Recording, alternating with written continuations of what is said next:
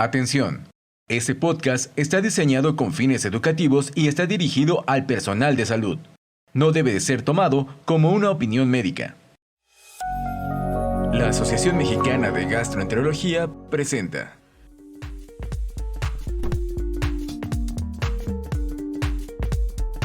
Gastroperlas AMG, conducido por el doctor Luis Valdovinos. Hola, muy buen día a todos. Bienvenidos a nuestra nueva entrega de Gastroperlas AMG. En esta ocasión, la segunda temporada, verán algunos cambios en las perlas. Para comenzar, el cambio más importante es que será semanal. Este cambio semanal se debe a que introduciremos ahora perlas de cirugía y perlas de pediatría. Seguiremos teniendo una perla de temas selectos de gastroenterología y finalmente nuestra perla non, que en esta ocasión nos toca, que es la relacionada con nuestra reunión regional, en este caso de la reunión regional centro, que habla de neoplasias de tubo digestivo. Para este podcast tenemos dos invitados, el doctor José María Remestroche, bien conocido por todos ustedes. Él es gastroenterólogo egresado de nutrición, actualmente trabaja en Veracruz, en la Universidad Veracruzana, y es miembro destacado de nuestra sociedad y un gran productor científico. Y un invitado joven, como es costumbre en estas perlas, el doctor Luis Alcalá. Al doctor Luis Alcalá lo conocí cuando estaba en nutrición haciendo su residencia de medicina interna. Terminó medicina interna y decidió irse a España, donde hizo gastroenterología y neurogastroenterología y actualmente trabaja en el Hospital Valdebrón en la unidad de fisiología digestiva. Bueno, como todos sabemos, en julio será nuestra reunión regional. Esta reunión se tratará de neoplasias gastrointestinales. Entre los temas que se tocarán en esta reunión está esófago de Barrett, para lo cual hicimos este pequeño podcast informativo para gastroenterólogos y cirujanos, hablando de las cosas más importantes de Barrett en 45 minutos. Para comenzar, le vamos a preguntar al doctor José María, ¿cómo definimos el esófago de Barrett, José María? Gracias, Luis. Gracias por la invitación para participar el día de hoy en este podcast con ustedes y también saludar a Luis Alcalá en esta actividad tan importante. Creo que como punto de partida es muy importante tu primera pregunta, el que podamos definir qué es el esófago de Barrett. Y desde el punto de vista estricto, el esófago de Barrett es una alteración que se tiene que demostrar histológicamente y que radica en la sustitución del epitelio escamoso del esófago por un epitelio columnar, una metaplasia que puede ser gástrica o intestinal. Y si bien como endoscopistas o gastroenterólogos a veces tenemos imágenes que sugieren esófago de Barrett, hay que recordar que el diagnóstico es histológico. Muy importante la respuesta de José María. El diagnóstico de Barrett lo sugerimos en la endoscopía y lo confirmamos por patología. No hay que olvidar esa importante palabra, ¿no? Metaplasia intestinal. Ahora, Luis, ¿cuáles son los factores de riesgo para que un paciente presente esófago de Barrett? Bueno, primero, muchas gracias por invitarme a participar y también un honor participar en esta perla en compañía tanto tuya, Luis, como del doctor Remestroche, que creo que es un referente para todos los que nos dedicamos a la neurogastroenterología.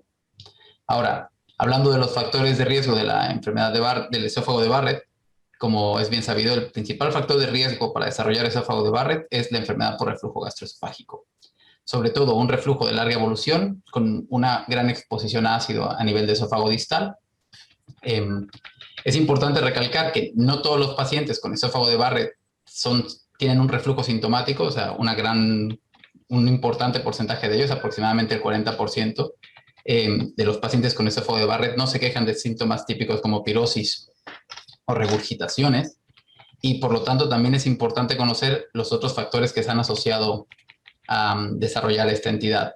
Como factores demográficos, destaca que es más frecuente en hombres, obviamente a edades más avanzadas, y en varios estudios poblacionales americanos, la raza caucásica tiene una mayor predisposición comparándolo con latinoamericanos o afroamericanos. De los hábitos tóxicos, el que principalmente destaca es el tabaquismo. De hecho, un metaanálisis bastante reciente, de los últimos 5 años, comparó a 7,000 pacientes con esófago de Barrett y demostró que el estatus de ser fumador o exfumador se asociaba a un mayor riesgo de desarrollar esta entidad comparándolo con controles sanos y ya sea con reflujo o sin reflujo. Control de la creencia popular, el consumo de alcohol no se ha asociado a un mayor riesgo de desarrollar esófago de Barrett Y de hecho, también un metaanálisis bastante reciente demostró que el consumo de alcohol, sobre todo vino, parece ser un efecto inversamente, bueno, un efecto protector, sobre todo que se asocia a una menor cantidad de reflujo gastroesofágico. De todas maneras, el consumo de grandes cantidades de alcohol, aunque sí se ha asociado a empeorar clínicamente el reflujo gastroesofágico, no a desarrollar esófago de Barrett o adenocarcinoma. Y por último, otro factor de riesgo asociado es la obesidad y la presencia de hernia de hiato. Estas entidades se asocian, o el principal mecanismo por el que desarrollan esófago de Barrett es por empeorar el reflujo. Pues perfecto, Luis, nos has dejado muy claro cuáles son los factores de riesgo para presentar esófago de Barrett. Un poquito más adelante en una de las preguntas siguientes vamos a ver por qué es importante conocer estos factores. Pero bueno, una vez que se le diagnostica al paciente esófago de Barrett, lo primero que se le dice al paciente es que tiene riesgo de desarrollar cáncer, ¿no? Pero sabemos que esta metaplasia puede tener displasia de bajo grado o alto grado o no tener displasia. ¿Qué porcentajes de pacientes con cada uno de estos estadios, José María, presentan, o sea, tienen riesgo de cáncer? Yo creo que aquí lo importante en el contexto del podcast y de la reunión es que sí quede claro que el tener esófago de Barrett, la confirmación histológica, se asocia o es uno de los factores más importantes para el adenocarcinoma de esófago. Es una lesión precursora de la cual tenemos que vigilar, intervenir y hacer escrutinio. Una vez que tienes el diagnóstico confirmado en un paciente con reflujo, coincido con lo que menciona Luis, aunque la mayoría o la mitad de los pacientes con Barrett no tuvieron tantos síntomas de reflujo, si analizamos al revés de todo el espectro de pacientes con enfermedad por reflujo crónico, un 5 a 10% puede tener esófago de Barrett. Y ese es el grupo de escrutinio. Si yo ya endoscópicamente y tomando mis biopsias tengo ese diagnóstico, puedo tener diferentes escenarios. Que tenga un esófago de Barrett sin displasia. La probabilidad de que progrese a adenocarcinoma es muy baja. Es del 0.25 al año o 6 o 7 por 1000 años pacientes vigilados. O sea, es muy bajito. Para el que tiene displasia de bajo grado, esa progresión o esa velocidad en la que pudiera desarrollarse el adenocarcinoma es del 0.6 al 0.7%. Sigue siendo baja, pero es prácticamente del doble que no tener displasia. Y el caso más importante es en el caso que tiene displasia de alto grado, donde la progresión está entre el 7 al 8%, ¿no? O sea, es 60, 70 por 1000 habitantes vigilados, o sea, es 40 veces más que no haberlo tenido. Y ese es el grupo de pacientes donde para muchos tener una displasia de alto grado debe de considerarse ya una lesión prácticamente maligna intraepitelial, ¿no? Y lo vamos a discutir más adelante, a veces, o en la actualidad, más que vigilancia, es un tratamiento de erradicación de esa lesión. Entonces, las tasas de progresión son importantes porque esos van a normar las vigilancias, ¿no? Entonces, yo me quedaría con 0.25, 0.6 a 0.7 y 8% en el que ya tiene adenocarcinoma, el que tiene, perdón, displasia de alto grado. Justo es muy importante diferenciar esto de quién tiene displasia y quién no, porque los riesgos son muy diferentes. Y la siguiente pregunta va encaminada al tópico que ya ustedes trataron. Sabemos que para desarrollar Barrett hay que tener enfermedad por reflujo, pero no todos los pacientes tienen síntomas de enfermedad por reflujo, que es lo que nos mete en un gran problema a la hora de hacer el tamizaje para Barrett. Entonces, ¿en qué pacientes se recomienda actualmente, bajo la evidencia que tenemos, Luis, hacer tamizaje para buscar esófago de Barrett? Bien, como has dicho, el tamizaje poblacional de buscar esófago de Barrett actualmente es un tema muy controversial. La Sociedad Americana de Gastroenterología recomienda en todas las personas mayores de 50 años con enfermedad por reflujo gastroesofágica sintomática que tengan al menos un otro factor de riesgo para desarrollar adenocarcinoma de esófago, que además de los ya mencionados, también incluiría la presencia de un familiar de primer grado con adenocarcinoma o con antecedentes de esófago de Barrett. El principal problema o la controversia que hay sobre el tamizaje poblacional de esófago de Barrett es la costo-efectividad del mismo. Por un lado, el 20% de la población tiene enfermedad por reflujo, o sea que solamente sintomáticos tendríamos que hacerle pruebas a muchísimas personas. Y por otro lado, como bien dijo el doctor Remestroche, hasta el 40% de los pacientes con esófago de Barrett no se quejan de síntomas de reflujo y previamente no hubieran sido candidatos a un protocolo de tamizaje.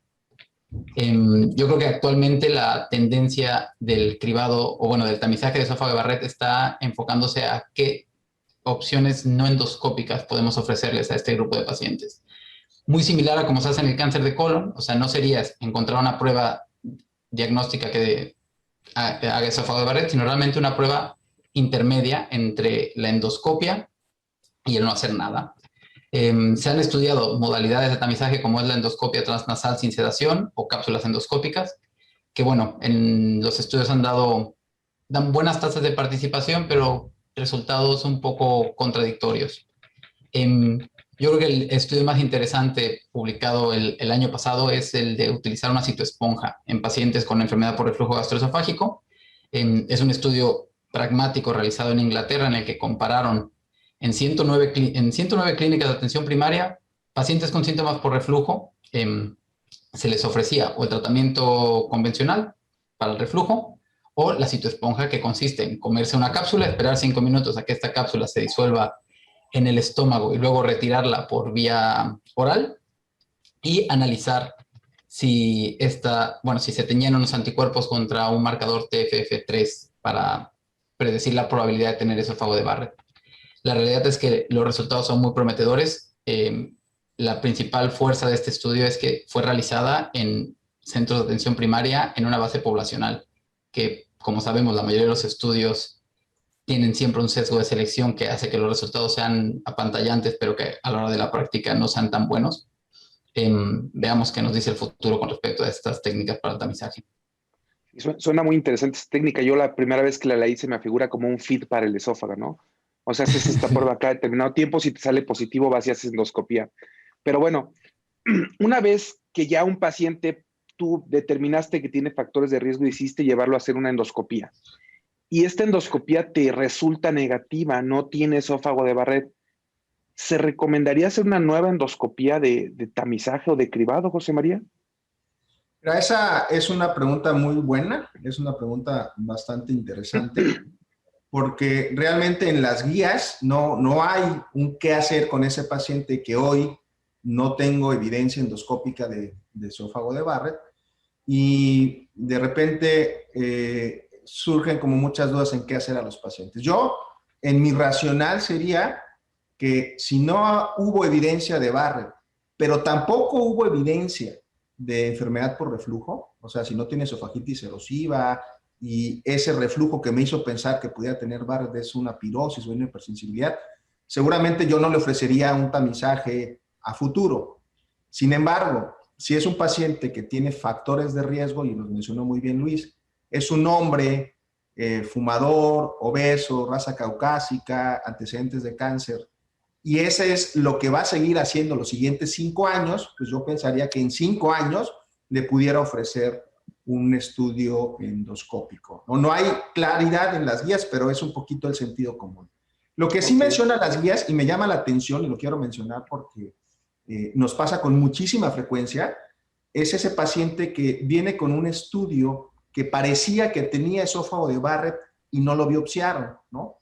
Eso es muy importante, porque ahí sí hay una par de posicionamientos en las guías donde dice que si quedó como la duda o no se tomaron biopsias, valdría la pena hacer un estudio en 1 o 2 años y tomar biopsias. Y vemos todos los días pacientes que llegan y nos dicen, vengo por un reflujo refractario de difícil manejo, nos enseñan el estudio endoscópico y uno ve 2 o 3 lengüetas y pregunta, ¿se biopsió o no se biopsió? ¿Qué voy a hacer? A lo mejor a ese paciente sí le ofrecería un estudio endoscópico en un tiempo más corto, muy dirigido a tener o no la confirmación histológica. Bueno, y ya ahorita José María tocó algo muy importante, ¿no? Las lengüetas. ¿Nos puedes hablar, Luis, de qué lesiones endoscópicas o qué nos hace pensar en endoscopía o sospechar de esófago de Barrett y a quiénes debemos de tomar biopsias y dónde las debemos de tomar o cómo las debemos de tomar?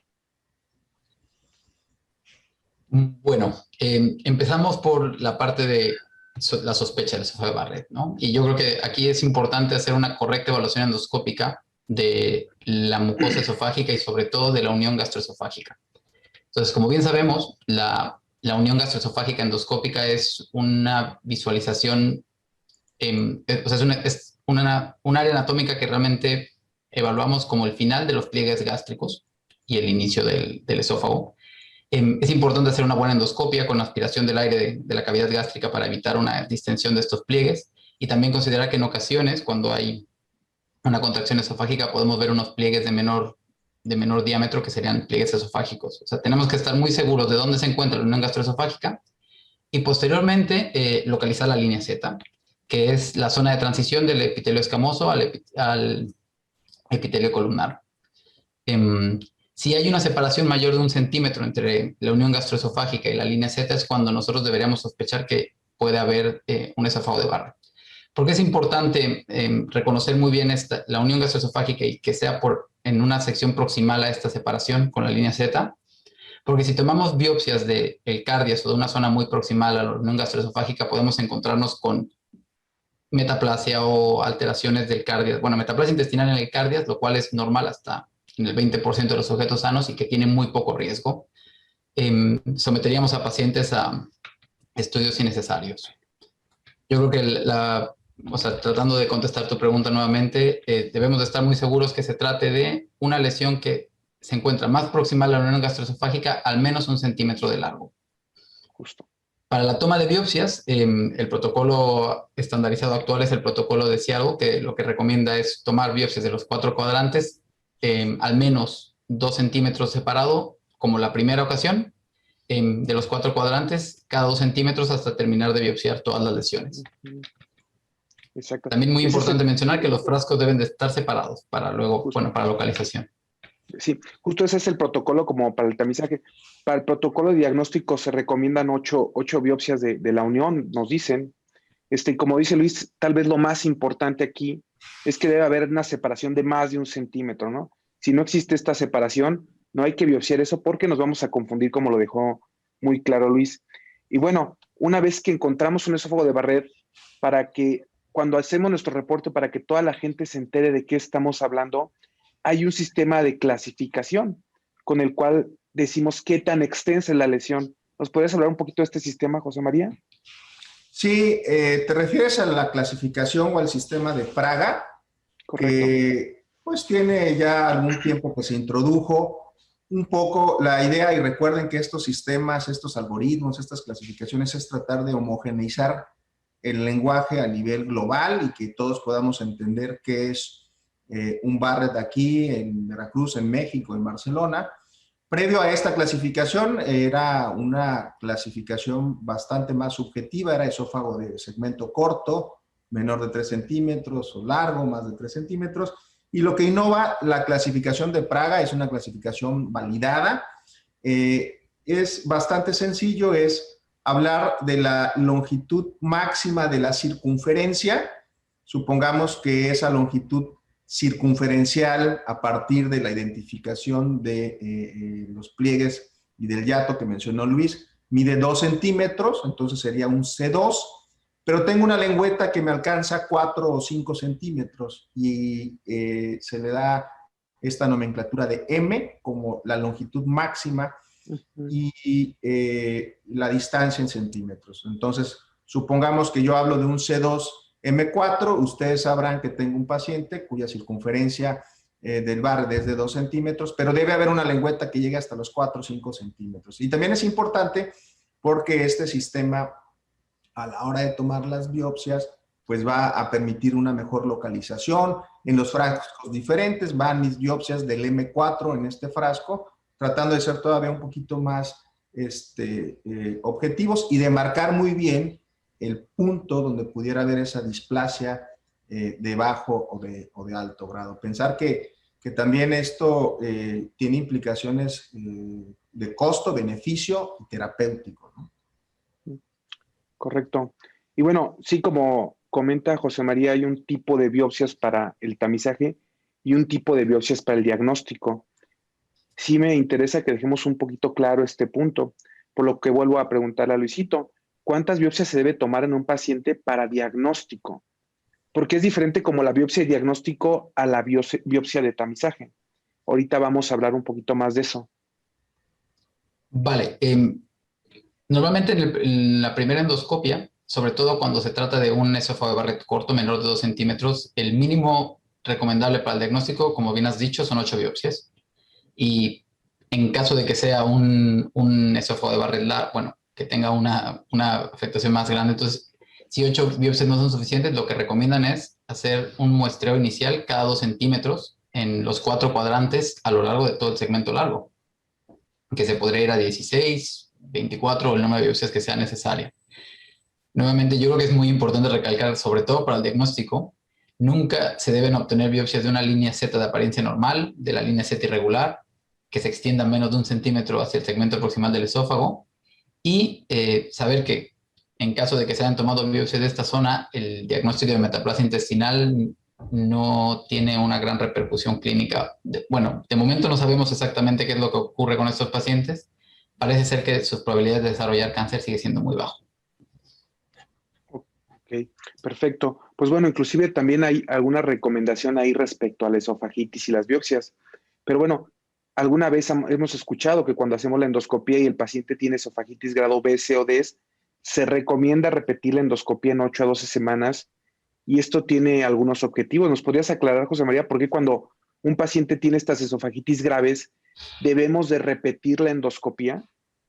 Yo creo que esto es muy importante. Son de unas de las situaciones de como gastroendoscopista, debería de hacerse mucho énfasis en que un paciente que está teniendo lesiones inflamatorias, además del esófago de Barrett, me refiero a inflamatorias a una esofagitis B, C o D de Los Ángeles, tiene un proceso inflamatorio activo, que si de pronto yo tomo mi biopsia, el patólogo puede reportar o puede ver células de aspecto diferente, aspecto inflamatorio, que no van a poder discriminar si esto es un proceso inflamatorio o un proceso que acompaña al Barrett, un proceso neoplásico.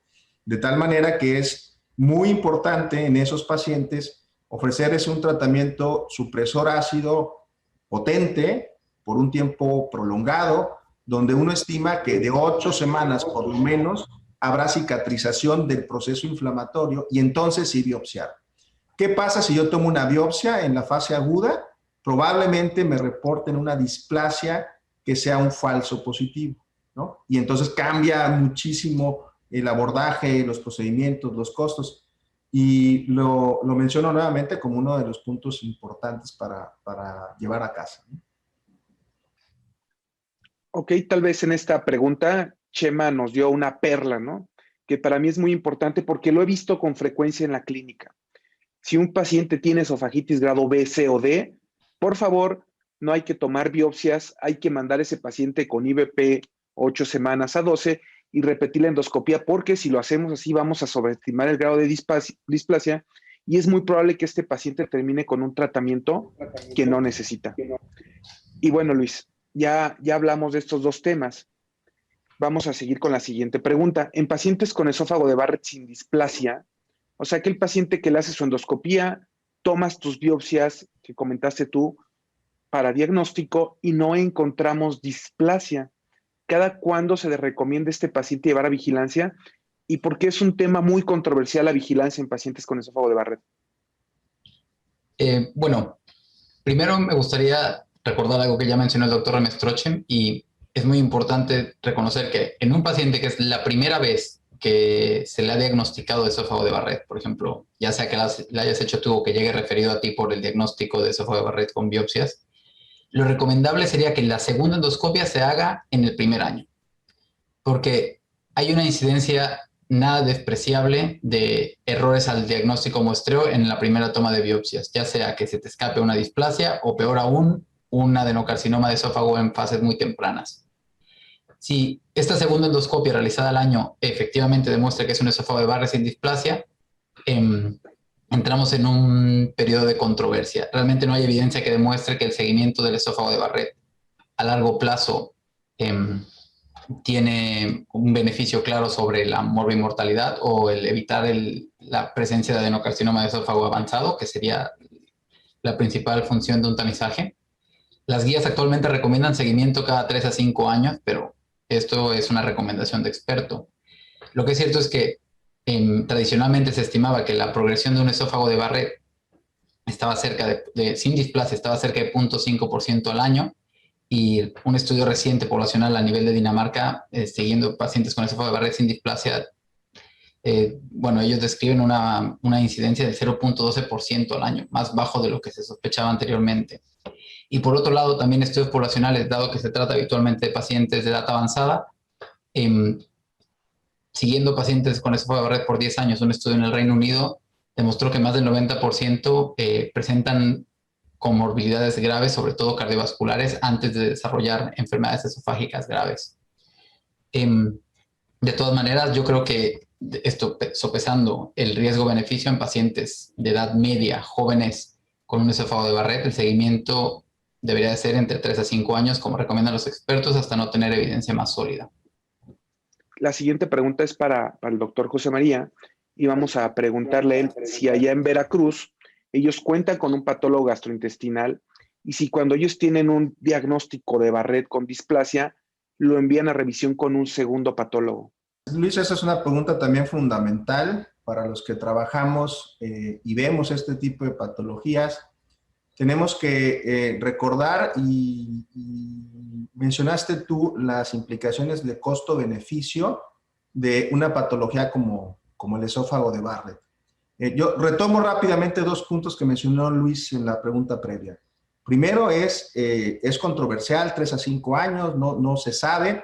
Nos puede costar mucho, como en instituciones de salud, estar haciendo programas de escrutinio cada 3 años para una patología que a lo mejor va a progresar muy lentamente.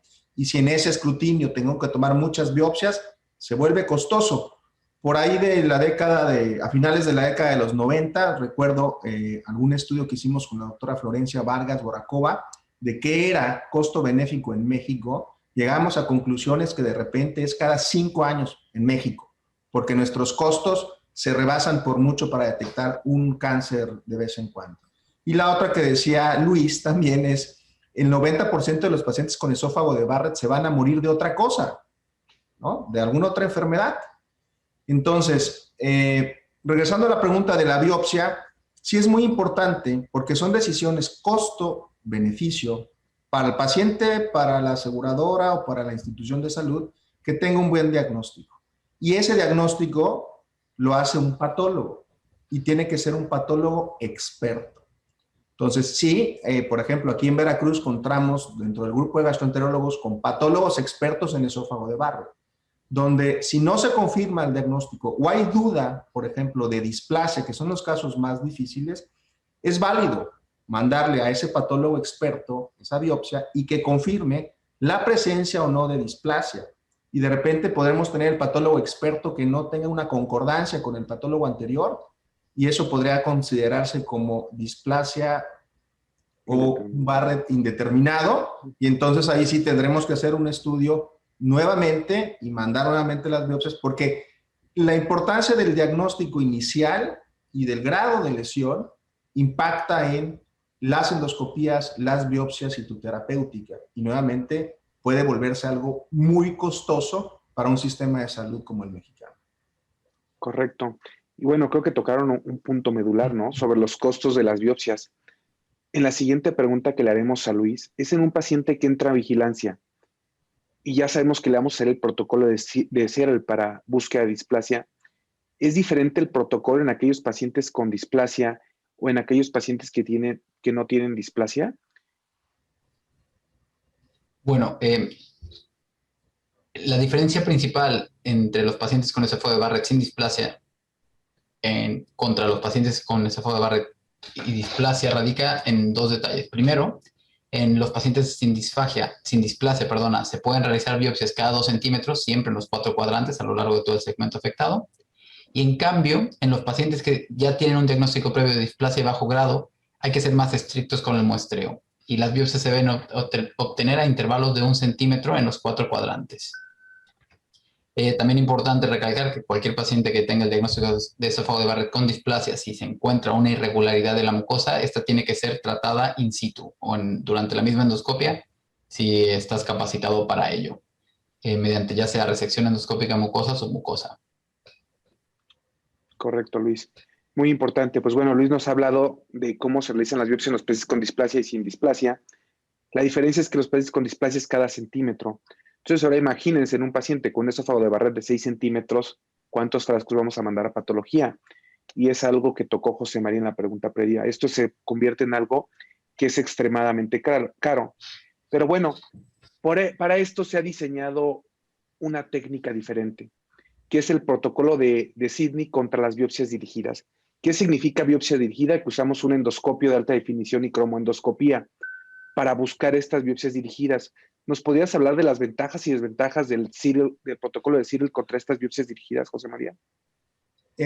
Sí, a ver, el protocolo de Seattle lo que te dice y lo que norma es que tienes que estar tomando biopsias cada 1 o 2 centímetros de forma circunferencial en 4 cuadrantes a lo largo de toda la extensión, pero además, en aquellos sitios donde tú encuentres una lesión, sobre todo las lesiones nodulares a simple vista, aparentemente son las que tienen mayor probabilidad de tener displasia. Entonces hablamos de un segmento de 6 centímetros, 6 por 4, 24, y si de repente veo 2 o 3 lesiones que son nodulares, las tendría que biopsiar.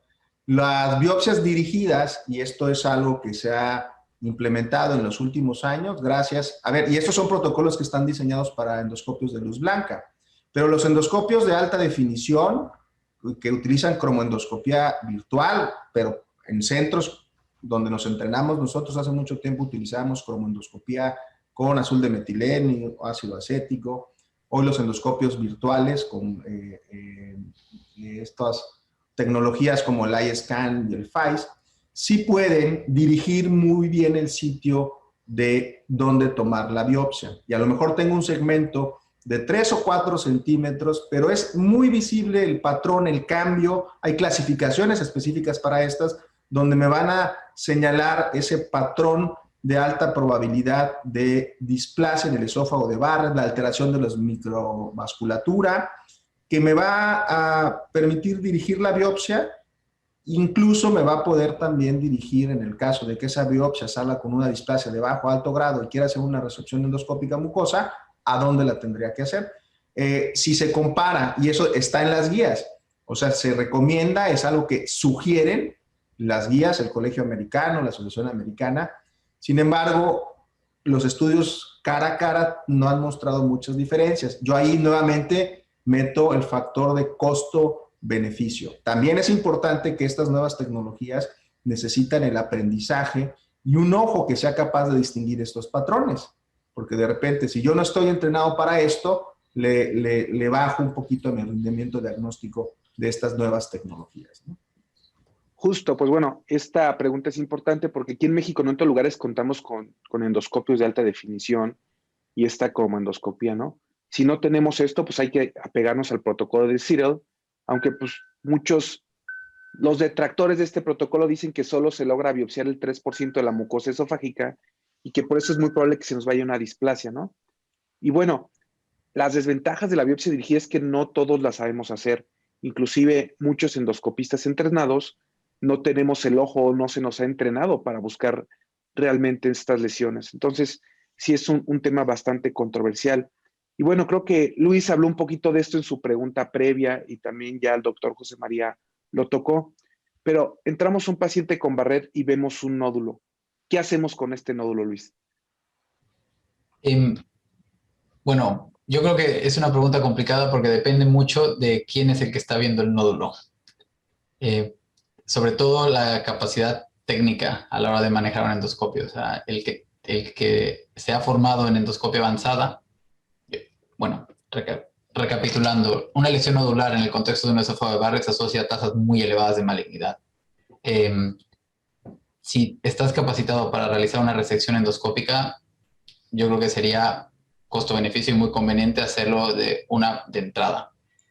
En cambio, si solamente estás formado como un buen endoscopista diagnóstico, no vería mal la toma de biopsias. Realmente las guías no se aclaran mucho en qué es mejor o qué es peor. Bueno, más que las guías, las recomendaciones. Las guías son muy claras. Dicen que cualquier lesión en el esófago de Barrett hay que sacarla o habría que quitarla. yo creo que aquí hay que tomar en cuenta también la experiencia de cada endoscopista. Si no te consideras capaz de hacer una resección mucosa endoscópica segura, tomar biopsias no me parece mal. Lo que sí es que la siguiente endoscopia tendrá que ser a un centro de referencia o con un endoscopista más experimentado y a la brevedad posible. Si encontramos una lesión nodular y nosotros no sabemos quitarla, hay que mandarla directamente con un endoscopista capacitado a que quite esta lesión nodular, por lo que menciona Luis, son las lesiones que tienen más alto riesgo de progresar. Bueno, José María, otra pregunta para ti. En pacientes que tienen displasia de alto grado, si lo metes a vigilancia, ¿cada cuándo lo vas a vigilar? ¿O a este grupo tú recomiendas mejor tratar? La pregunta puede tener diversas formas de responderse y va igual en el mismo sentido del comentario previo de Luis, ¿no? Depende de la experiencia del endoscopista, de la disponibilidad del recurso y también del paciente. Las guías dicen evidentemente, y ahí es el punto de discusión, si tengo una lesión de displasia de bajo grado o de alto grado, como lo que preguntas tú, la expectativa de vida del paciente es buena, no tiene comorbilidades, probablemente este paciente, más que vigilarlo, pensaría en ofrecerle un procedimiento de resección endoscópica o terapia ablativa de forma complementaria. Pero si se trata de un paciente con comorbilidades importantes, ¿no? O cuya expectativa de vida no es alta, porque además muchas de estas lesiones las vemos en pacientes con comorbilidades importantes, normalmente costaría trabajo pensar en algo un poco más invasivo. La recomendación es, bueno, lo podemos seguir vigilando y ese periodo de vigilancia se extiende a no más de 3 meses. Digo, evidentemente estas recomendaciones van a cambiar en el contexto de la disponibilidad de cada paciente y yo pensaría que si está a la mano y el paciente es candidato, pues mandarlo a un centro de referencia. Pero si no tengo ese recurso, bueno, mantenerlo en vigilancia tampoco es una mala opción, ¿no? Correcto, pues depende mucho de los recursos y del paciente, como bien lo dice José María. Y bueno, una pregunta un poco controversial, Luis. Quimioprevención con inhibidor de bombas y aspirina. ¿Cómo debemos administrarlo y funciona la quimioprevención? Que es la pregunta, yo creo, más interesante. Interesante, sí lo es. Bueno, la aspirina como protectora a nivel de tumores del sistema digestivo está muy bien demostrada en cáncer de colon. Parece ser que el efecto quimioprotector a nivel de adenocarcinoma de esófago está mediado por la inhibición de la enzima COX-2. Los niveles de prostaglandinas en la carcinogénesis esofágica son responsables de la resistencia a la apoptosis, aumento de angiogénesis y también se han asociado a una mayor invasión mucosa por el esófago de Barrett. Yo creo que la evidencia más robusta es un ensayo prospectivo, el ensayo ASPECT, en el que compararon pacientes con esófago de Barrett que recibieron inhibidores de bomba de protones a 2 dosis, baja, alta, con o sin aspirina, y los resultados pues, son bastante alentadores, ya que no solamente queda muy claro que el IVP a dosis alta es mejor que el IVP a dosis baja, sino que la combinación de IVP a dosis alta más aspirina era todavía mejor que IVP solo. Es importante mencionar que en este estudio las dosis de aspirina eran de 300 o 325 miligramos, según dónde estaban aleatorizados, si en Canadá o en el Reino Unido. O sea, son dosis plenas de aspirina.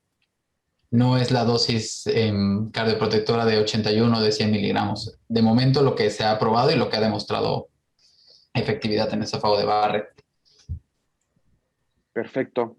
Y bueno, ya que estamos hablando de prevención, muchas veces nos encontramos con el paciente que nos viene a pedir una segunda opinión porque alguien le dijo que tenía que operarse para prevenir la progresión.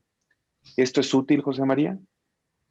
Bueno, es igual como todo, y no en Barrett, sino en la enfermedad por reflujo. El tratamiento quirúrgico es muy controversial y de repente se nos olvida que el tratamiento quirúrgico para la enfermedad por reflujo tiene indicaciones cada vez más claras el día de hoy. O sea, yo le ofrezco un tratamiento quirúrgico a un paciente con enfermedad por reflujo que tiene una hernia yatal grande, ¿no? Y que tiene síntomas que lo llevan a la dependencia del IVP o síntomas mecánicos como las regurgitaciones. Entonces, si es un paciente que tiene Barrett, que tiene una hernia, que regurgita mucho, el objetivo de la cirugía es para el control de la enfermedad. Pero que esto vaya a evitar la progresión o lo saque de un esquema de vigilancia, la respuesta es no. Muchas veces, y esto también es muy importante, recordar esa primera pregunta para Luis, que hablamos de que si bien el reflujo es el factor más importante, no es el único.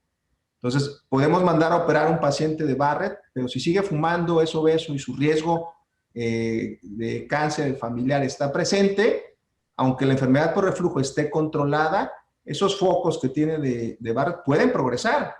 Entonces, la respuesta es, ¿la cirugía evita la progresión? La respuesta es no, la cirugía evita probablemente en el paciente con mucho reflujo la exposición al ácido, pero no lo va a revertir ni tampoco lo va a sacar de un programa de vigilancia. Entonces, esa sería la respuesta.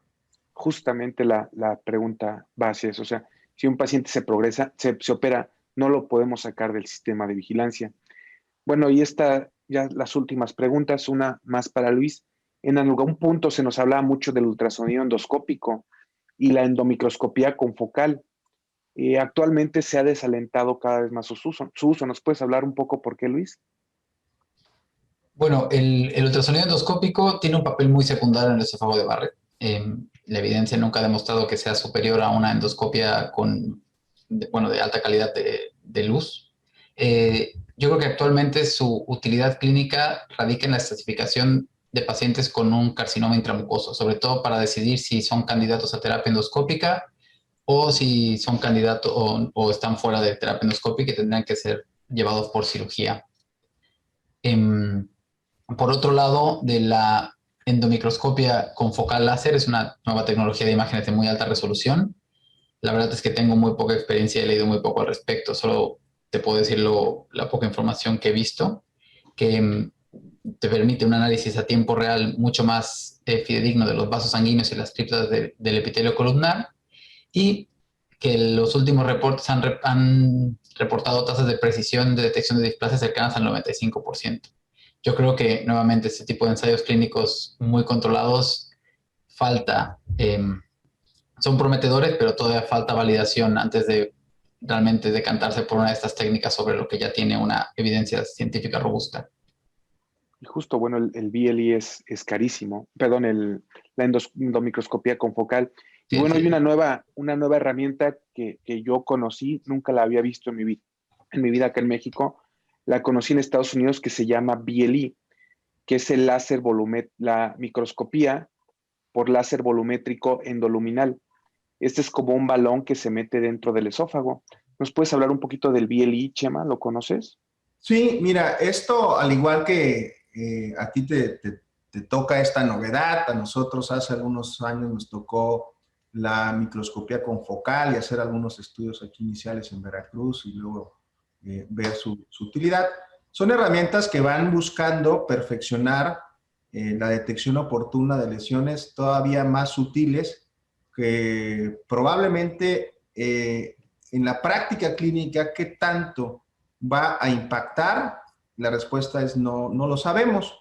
Las recomendaciones en las guías dicen que son opciones que hay que explorar y ver su aplicabilidad en la clínica, ¿no? Esto que tú mencionas es como el New Kid on the Block, que es una técnica que incorpora una tomografía de coherencia óptica de segunda generación, que lo que hace realmente es, a través de este balón, es un balón que se insufla, que entra en contacto con la mucosa y toma cortes como si fuera una microtomografía de forma circunferencial en un segmento de 6 centímetros con un espesor de 3 milímetros y permite evaluar focos que sugieren esófago de Barrett no nada más en la mucosa, sino submucosos. El famoso Barrett intramucoso, que todavía sería una lesión más temprana o precursora, ¿no? Y aparentemente con esto se están haciendo detecciones de lesiones previas a lo que podemos ver, pero que esto vaya a ser algo que impacte en la vigilancia, en el seguimiento y el tratamiento, creo que está por verse. Evidentemente los costos de estas tecnologías en un país como el nuestro, pues son un poco difíciles de pensar. ¿Para qué población se tendría que diseñar esto?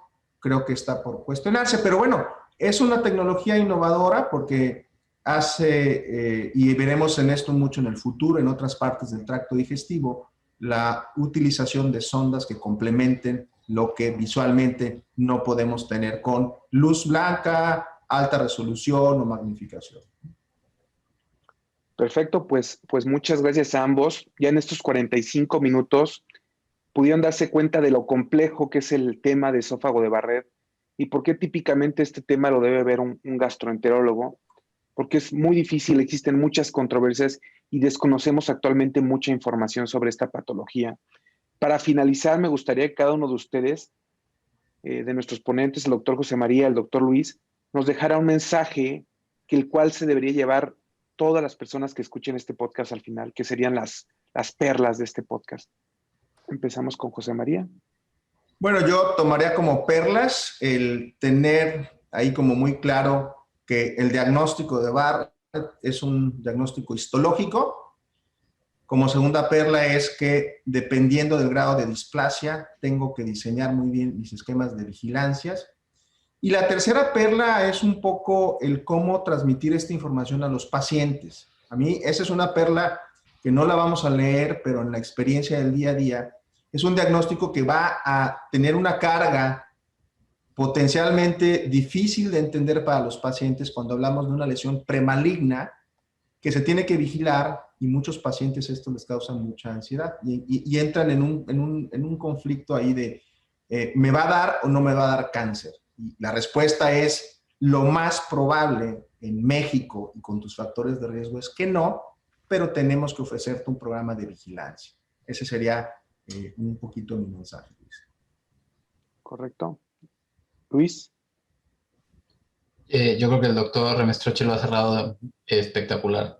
La segunda perla era más o menos lo que yo quería decir. Bueno, la última perla, entonces nada más que agregar. El principal mensaje es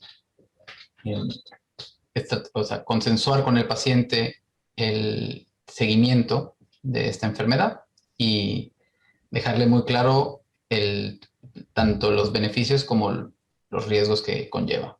Muchas gracias a todos por escucharnos. No me queda más que recordarles que si ustedes quieren un poco más de información sobre este tema y sobre más temas de patología de cáncer gastrointestinal, nuestra siguiente reunión en Toluca en el mes de julio se abordarán este y muchos más temas y se tocará más profundidad estos temas. Muchas gracias por escucharnos. Esto fue Gastroperlas AMG. Los esperamos en la próxima emisión. La Asociación Mexicana de Gastroenterología presentó. Atención, este podcast está diseñado con fines educativos y está dirigido al personal de salud. No debe de ser tomado como una opinión médica.